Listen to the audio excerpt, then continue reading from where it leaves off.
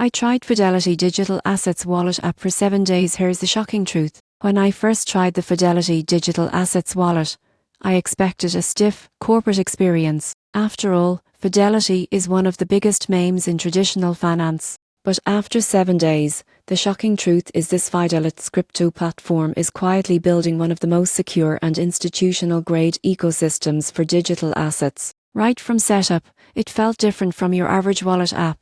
Everything is designed around security, compliance, and professional-grade custody.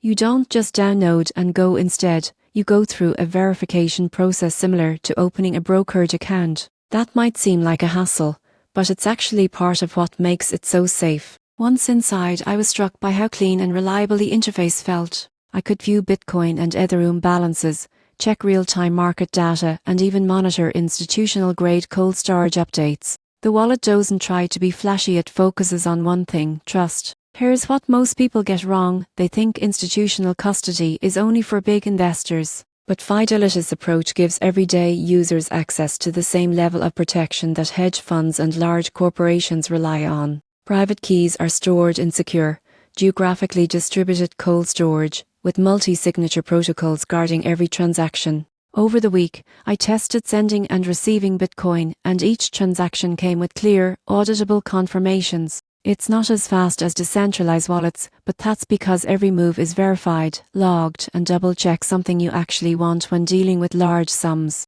By day 7, the truth hit me. Fidelity's wallet isn't trying to compete with flashy DeFi apps. It's building trust for the next generation of serious investors. If you care more about security, regulation, and peace of mind than hype and speed, this wallet might be exactly what you're looking for.